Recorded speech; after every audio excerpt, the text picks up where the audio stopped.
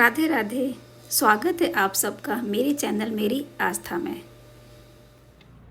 हम श्रीमद् भगवद गीता का अध्ययन कर रहे हैं, जिसमें हमने अध्याय 1 से अध्याय 11 तक सभी संपूर्ण कर लिए हैं। आज हम करेंगे अध्याय 12। तो हम प्रारंभ करते हैं। श्री परमात्मने नमः। 12वां अध्याय।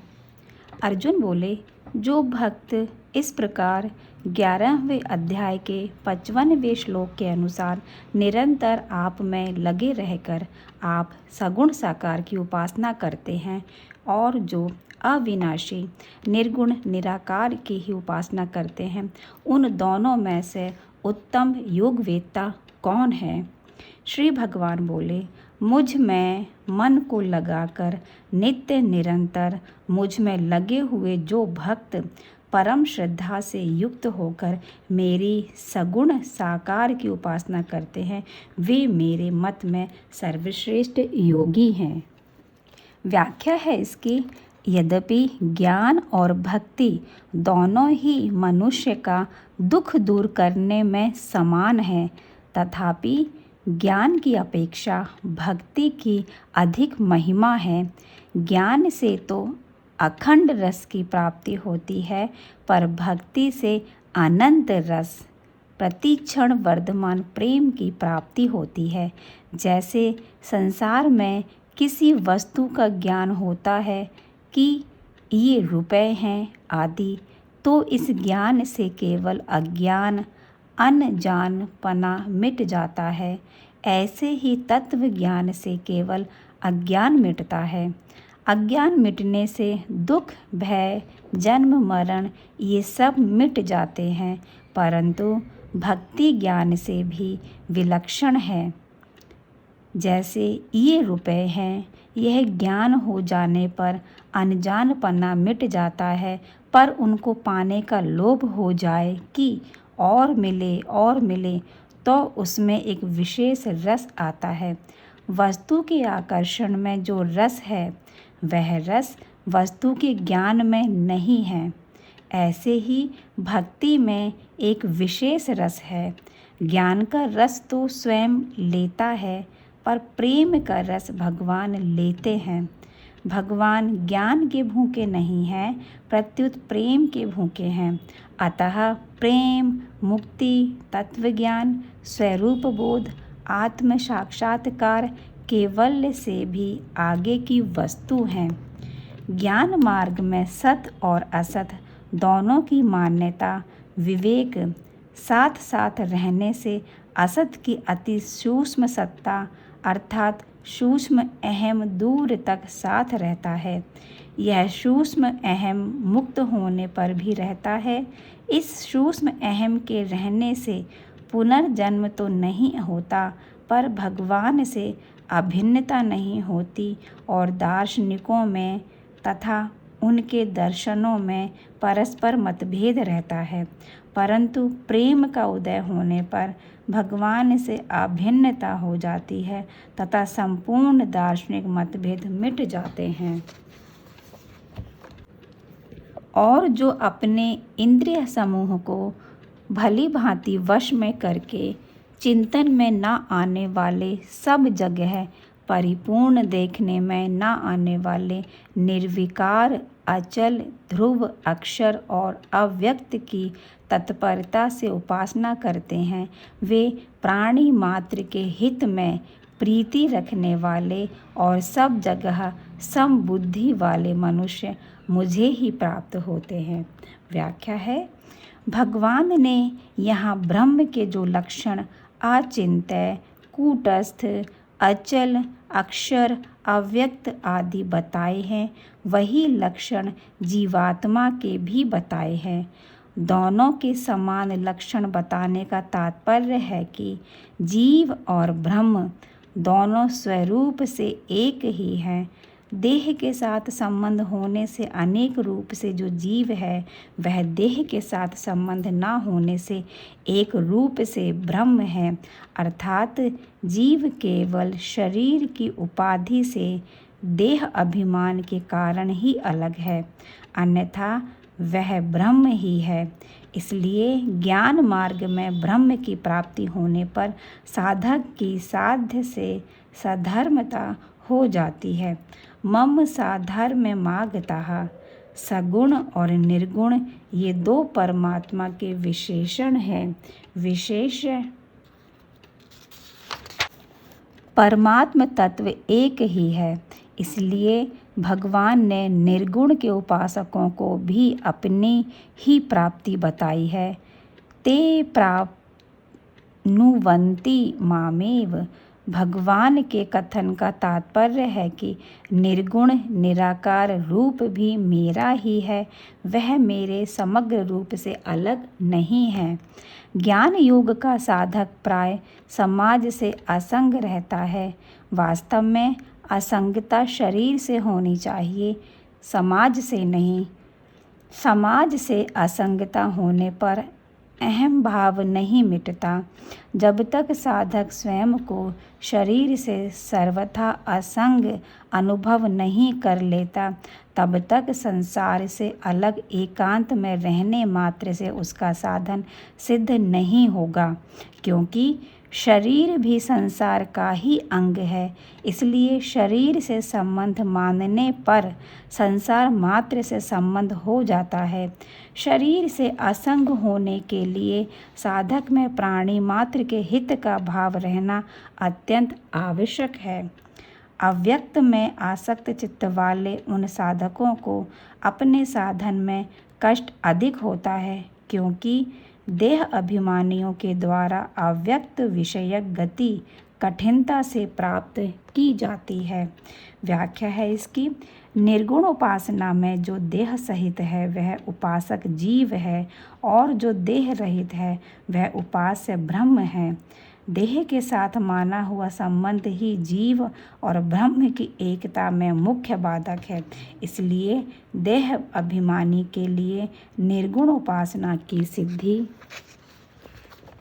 कठिनता से देरी से होती है, परंतु सगुण उपासना में भगवान की विमुखता ही बाधक है, देह अभिमान नहीं। इसलिए सगुणोपासक संसार से विमुख होकर भगवान के सम्मुख हो जाता है और साधन के आश्रित न होकर भगवान के आश्रित हो जाता है। अतः भगवान कृपा करके उसका शीघ्र ही उद्धार कर देते हैं। यह सगुण उपासना की विलक्षणता है। परंतु जो संपूर्ण कर्मों को मेरे अर्पण करके और मेरे परायण होकर अनन्य योग संबंध से मेरा ही ध्यान करते हुए मेरी उपासना करते हैं। व्याख्या है। जैसे ज्ञान योगी क्रियाओं को प्रकृति के द्वारा होने वाली समझकर तथा अपने को उनसे सर्वथा असंग अनुभव करके कर्म बंधन से मुक्त हो जाता है, ऐसे ही भक्ति योगी अपनी क्रियाओं को भगवान के अर्पण करके कर्म बंधन से मुक्त हो जाता है। मैं केवल भगवान का ही हूँ और किसी का नहीं हूँ, तथा केवल भगवान ही मेरे अपने हैं और कोई भी मेरा अपना नहीं है, ऐसा मानना ही अनन्य योग से भगवान की उपासना करना है। हे पार्थ, मुझ में आविष्ट चित्त वाले उन भक्तों का मैं मृत्यु रूप संसार समुद्र से शीघ्र ही उद्धार करने वाला बन जाता हूँ। व्याख्या। छठे अध्याय के 5वें श्लोक में भगवान ने सामान्य साधकों के लिए अपने द्वारा अपना उद्धार करने की बात कही थी, उद्धरेदात्मानात्मानम, और यहाँ कहते हैं कि भक्तों का उद्धार मैं करता हूँ।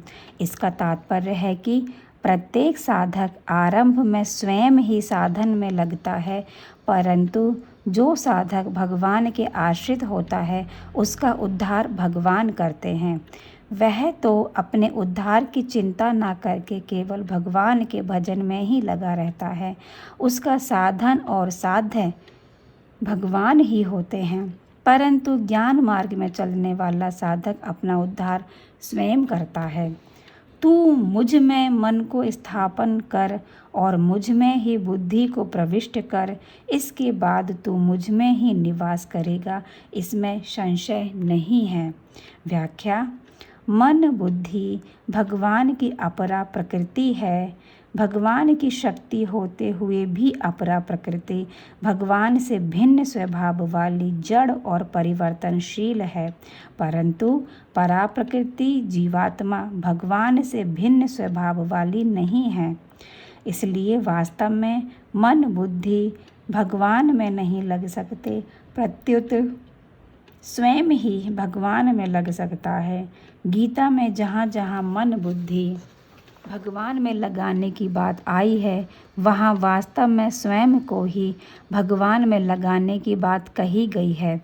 भगवान में मन बुद्धि लगाने से मन बुद्धि तो नहीं लगते, पर स्वयं लग जाता है। निवशिष्यसि मैं एव, कारण कि जीव का स्वभाव है कि वह स्वयं वही लगता है जहाँ उसके मन बुद्धि लगते हैं। जैसे सुई जहाँ जाती है धागा वहीं जाता है, ऐसे ही मन बुद्धि जहाँ जाते हैं स्वयं वही जाता है। संसार को सत्ता और महत्ता देकर उसके साथ संबंध जोड़ने से मन बुद्धि संसार में लग गए। संसार में मन बुद्धि लगने से जीव भी स्वयं संसार में लग गया। इसलिए जीव को संसार से हटाने के लिए भगवान मन बुद्धि को अपने में लगाने की आज्ञा देते हैं। भगवान में लगाने से मन बुद्धि भगवान में नहीं लगते, प्रत्युत लीन हो जाते हैं, क्योंकि मूल में अपरा प्रकृति भगवान का ही स्वभाव है। भगवान में लीन होने पर मन बुद्धि की स्वतंत्र सत्ता नहीं रहती, प्रत्युत केवल भगवान ही रह जाते हैं। पूर्व पक्ष: मन बुद्धि तो करण है, पर जीव कर्ता है। करण कर्ता के अधीन रहते हैं। जहाँ कर्ता लगेगा वहीं करण भी लगेगा, अतः जहाँ करण लगेंगे वहाँ कर्ता भी लगेगा। ऐसा कहने का क्या औचित्य है? उत्तर पक्ष: क्रिया की सिद्धि में करण अत्यंत उपकारक होता है। साधकतम करणम, जैसे राम के वाण से बाली मारा गया। इस वाक्य में वाण करण है, क्योंकि वाली के मरने में वाण हेतु हुआ, धनुष, प्रत्यंचा, हाथ आदि नहीं। साधक के पास सबसे श्रेष्ठ करण बुद्धि है, जिसे वह परमात्मा में लगाता है। उपनिषद में शरीर को रथ, जीवात्मा को रथी, इंद्रियों को घोड़े, मन को लगाम और बुद्धि को सारथी कहा गया है। बुद्धिम तु सारथिम विद्धि।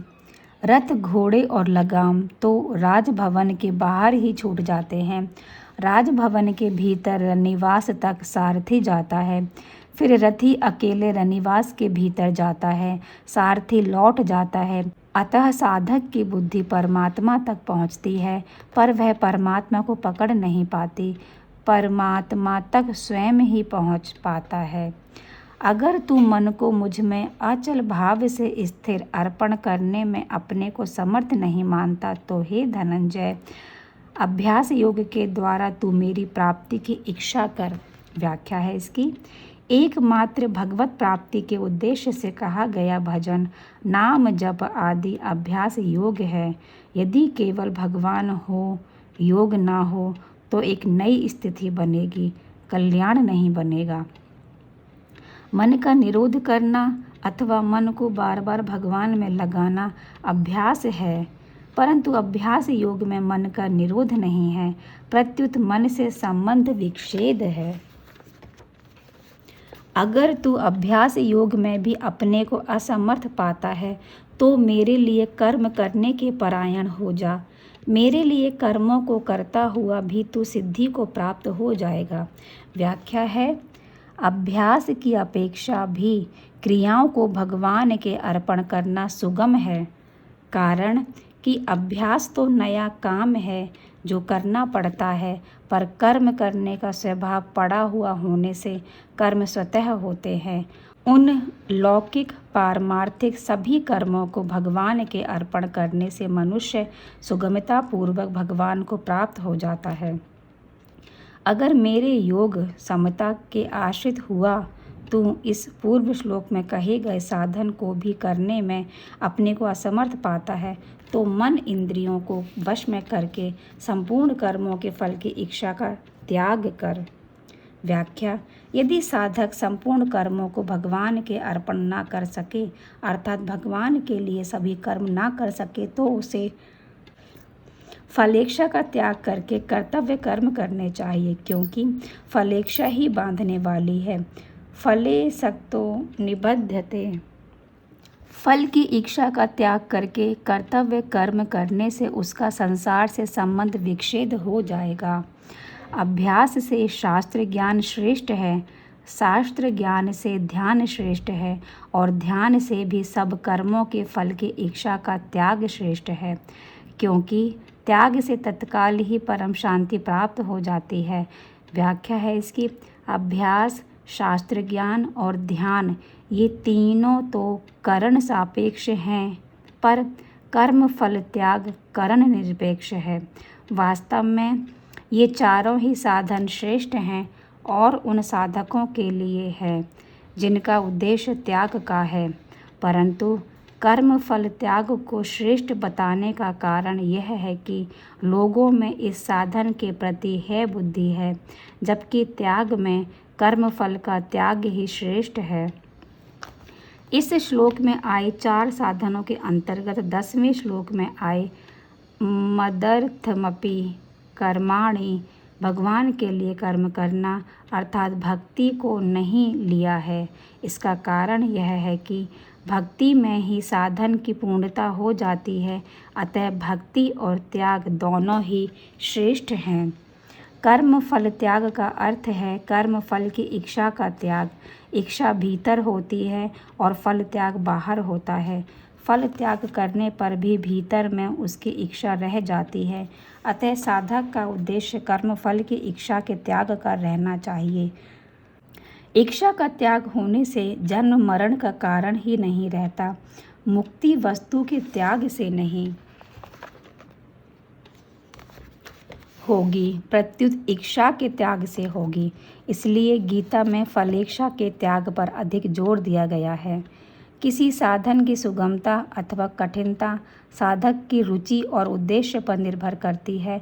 रुचि और उद्देश्य एक भगवान का होने से साधन सुगम हो जाता है, परंतु रुचि संसार की और उद्देश्य भगवान का होने से साधन कठिन हो जाता है। सब प्राणियों में द्वेष भाव से रहित और मित्र भाव वाला तथा दयालु भी और ममता रहित, अहंकार रहित, सुख दुख की प्राप्ति में सम, क्षमाशील, निरंतर संतुष्ट योगी, शरीर को वश में किए हुए दृढ़ निश्चय वाला, मुझ में अर्पित मन बुद्धि वाला, जो मेरा भक्त है वह मुझे प्रिय है। व्याख्या है इसकी: गीता में मित्रता और करुणा न कर्म योगी के लक्षणों में आई है न ज्ञान योगी के लक्षणों में, प्रत्युत केवल भक्त के लक्षणों में आई है। कर्म योगी और ज्ञान योगी में समता तो होती है, पर मित्रता और करुणा नहीं होती, परंतु भक्त में आरंभ से ही मित्रता और करुणा होती है। भक्त की दृष्टि से एक भगवान के सिवाय अन्य कुछ है ही नहीं, फिर कौन वैर करे, किससे करे और क्यों करे। निज प्रभु में देखहि जगत के ही सन करहि विरोध। यद्यपि ज्ञान योगी का भी किसी से किंचित मात्र भी वैर नहीं होता, तथापि उसमें स्वाभाविक उदासीनता, तटस्थता रहती है। ज्ञान मार्ग में वैराग्य की मुख्यता रहती है और वैराग्य रूखा होता है। इसलिए ज्ञान योगी के भीतर कठोरता न होने पर भी वैराग्य उदासीनता के कारण बाहर से कठोरता प्रतीत होती है। प्रत्येक साधक के लिए निर्मम और निरहंकार होना बहुत आवश्यक है। इसलिए गीता में भगवान ने कर्म योग, ज्ञान योग और भक्ति योग तीनों ही योग मार्गों में निर्मम और निरहंकार होने की बात कही है, कारण कि वास्तव में हमारा स्वरूप निर्मम निरहंकार है। भगवान में ज्ञान की भूख तो नहीं है, पर प्रेम की भूख अवश्य है, कारण कि प्रेम प्रतिक्षण वर्धमान है। ज्ञान नहीं। इसलिए भगवान कहते हैं कि मुझ में अर्पित मन बुद्धि वाला भक्त मुझे प्रिय है, जिससे कोई भी प्राणी उद्विग्न क्षुब्ध नहीं होता और जो स्वयं भी किसी प्राणी से उद्विग्न नहीं होता, तथा जो हर्ष अमर्ष ईर्ष्या भय और उद्वेग हलचल से रहित है, वह मुझे प्रिय है। व्याख्या है, भगवान के सिवाय अन्य की सत्ता मानने से ही उद्वेग ईर्ष्या भय आदि होते हैं। भक्ति की दृष्टि में एक भगवान के सिवाय अन्य कोई सत्ता है ही नहीं, फिर वह किसके उद्वेग ईर्ष्या भय आदि करे और क्यों करे। जो अपेक्षा आवश्यकता से रहित, बाहर भीतर से पवित्र, चतुर, उदासीन, व्यथा से रहित और सभी आरंभों का अर्थात नए नए कर्मों के आरंभ का सर्वथा त्यागी है, वह मेरा भक्त मुझे प्रिय है। व्याख्या है, भक्त का दर्शन, स्पर्श, भाषण दूसरों को शुद्ध करने वाला होता है। उसके शरीर का स्पर्श करने वाली हवा भी शुद्ध करने वाली होती है। यद्यपि ऐसी शुद्धि ज्ञान योगी महापुरुष में भी होती है, तथापि भक्त में आरंभ से ही सबके हित का भाव विशेष रूप से रहने के कारण उसमें विशेष शुद्धि होती है। भक्त ने करने योग्य काम कर लिया, अर्थात भगवत प्राप्ति रूप उद्देश्य पूरा कर लिया, इसलिए वह दक्ष है। भक्त भोग तथा संग्रह के लिए किए जाने वाले संपूर्ण कर्मों का सर्वथा त्यागी होता है। उसके द्वारा होने वाले संपूर्ण कर्म भगवान की प्रसन्नता के लिए ही होते हैं। संसार में किंचित मात्र भी आसक्ति न रहने से भक्त का एकमात्र भगवान में स्वतः स्वाभाविक प्रेम होता है, जो ना कभी हर्षित होता है, ना द्वेष करता है, ना शोक करता है, ना कामना करता है, और जो शुभ अशुभ कर्मों से ऊंचा उठा हुआ राग द्वेष रहित है, वह भक्तिमान मनुष्य मुझे प्रिय है। व्याख्या है, हर्ष और शोक, राग और द्वेष ये द्वंद्व हैं। भक्त में कोई भी द्वंद्व नहीं रहता, वह निर्द्वंद्व हो जाता है। उसके संपूर्ण कर्म राग द्वेष से रहित होते हैं। जो शत्रु और मित्र में तथा मन अपमान में सम है और शीत उष्ण, शरीर की अनुकूलता प्रतिकूलता तथा सुख दुख, मन बुद्धि की अनुकूलता प्रतिकूलता में सम है एवं आसक्ति रहित है, वह जो निंदा स्तुति को समान समझने वाला, मननशील, जिस किसी प्रकार से भी शरीर का निर्वाह होने से ना होने में संतुष्ट रहने के स्थान पर तथा शरीर में ममता आसक्ति से रहित और स्थिर बुद्धि वाला है, वह भक्तिमान मनुष्य मुझे प्रिय है। व्याख्या है, इन दो श्लोकों में भगवान ने वे ही स्थल दिए हैं जहाँ समता होने में कठिनता आती है। यदि इनमें समता हो जाए तो अन्य जगह समता होने में कठिनता नहीं प्रतीत होगी। अपने पर कोई असर न पड़ना ही समता है। यद्यपि भक्त की दृष्टि में भगवान के सिवाय दूसरी सत्ता होती ही नहीं, तथापि दूसरे लोगों की दृष्टि में वह शत्रु और मित्र में समभाव वाला दिखता है। शत्रुता मित्रता का ज्ञान होने पर भी वह सम रहता है। भक्त सब प्रकार की अनुकूलता प्रतिकूलता में सम रहता है। उसका ना तो अनुकूलता में राग होता है, ना प्रतिकूलता में द्वेष होता है। परंतु जो मुझ में श्रद्धा रखने वाले और मेरे परायण हुए भक्त इस धर्म में अमृत का जैसा कहा है वैसा ही भली भांति सेवन करते हैं, वे मुझे अत्यंत प्रिय हैं। व्याख्या है, भगवान ने सिद्ध भक्तों के 39 लक्षणों के 5 प्रकरण कहे हैं।